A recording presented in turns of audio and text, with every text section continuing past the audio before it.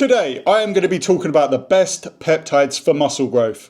This is probably the #1 question I get asked. Which peptides should you be taking to build muscle?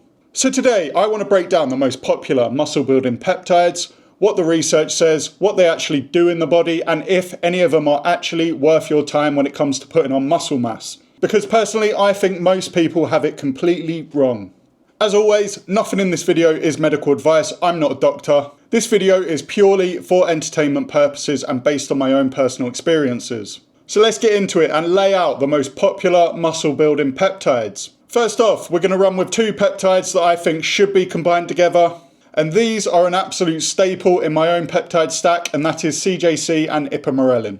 They're growth hormone secretagogues and they work. They're genuinely great compounds. You'll get elevated GH output, you'll sleep deeper and recover faster. And as an added bonus, your skin and your hair gets a lot better. I've run these two peptides at pretty high doses for quite a lengthy amount of time, and I have had zero side effects. They are genuinely just great compounds that slot into any stack. Next up, we have tesamorelin. Now, you can also stack this with ipamorelin, but personally, I don't have visceral fat, so it doesn't really warrant the cost of me running tesamorelin. Tesamorelin is clinically prescribed for targeting visceral fat, which means there is plenty of research behind it. It is a great peptide. It works on the same pathway as CJC, which, like I said at the start, gives it a great synergistic effect with ipamorelin. Next up, we have MK677, and this is technically not a peptide, but we're going to include it anyway. It's an oral GH secretagogue, very popular because you do not have to inject it. It raises your GH and your IGF-1.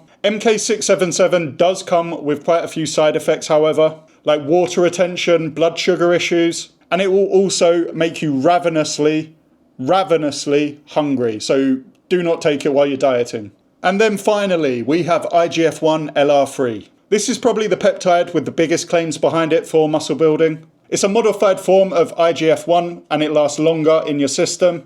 People run this peptide specifically because it is bypassing your GH and going straight to the growth signals. And that is our peptide lineup for today. Now let's talk about using them for muscle growth. But first, if you want to grab the exact training plan that I use to transform my body here in just 8 weeks, hit the link in the description. It also comes with a nutrition and a supplement guide to help you on your journey of getting shredded AF. Now, every peptide on this list works through the same pathway except for IGF-1 LR3. They all raise growth hormone. So before we go any further, we need to settle one thing. Does growth hormone actually build muscle? Here is exactly what GH does on a physiological level. Its primary anabolic role is protein sparing and fat oxidation. It tells your body to use fat for fuel and preserves your existing tissue.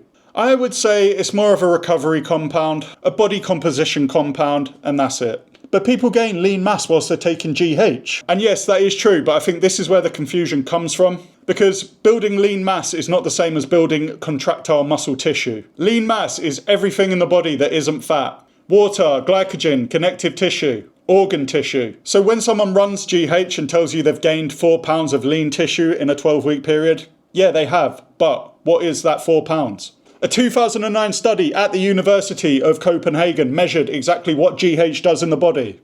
And their findings were GH increased collagen synthesis in tendons and connective muscle tissue. There was no effect on myofibrillar muscle protein synthesis. None. The contractile tissue.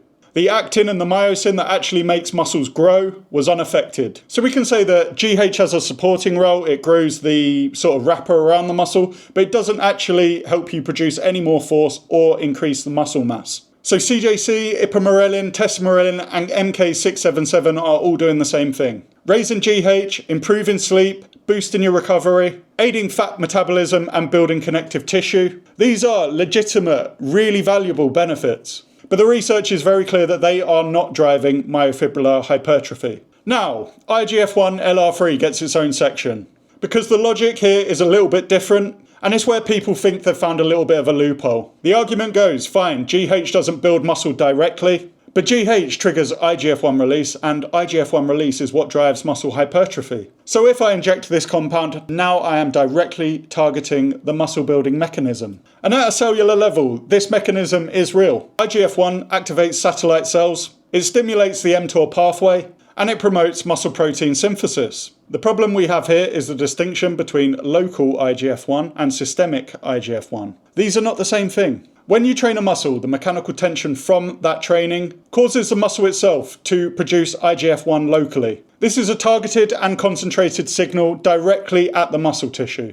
And this is what drives adaptation. Now, when you inject IGF-1 LR3 subcutaneously, it is absorbed by the body systemically, which means the signal gets diluted across the entire system of your body. A paper that has been published in the Western Journal of Medicine states it directly. In adults, muscle adaptation is orchestrated locally, not systemically, and the overall effect of increasing circulating IGF-1 is negligible. That's not my word, that is research. And if IGF-1 LR3 actually built muscle in a meaningful way, every single bodybuilder on the planet would have it as a staple. But they don't. They're usually running HGH and a shit ton of testosterone, which tells you everything that you need to know. So what actually drives myofibrillar hypertrophy? 3 things, and none of them come in a peptide vial. Mechanical tension, progressive overload, and enough stimulus to force the muscles to adapt. This is what activates mTOR, and this is what triggers the local IGF-1 response. And of course, you need sufficient protein and amino acids, because without those, the signaling doesn't really matter.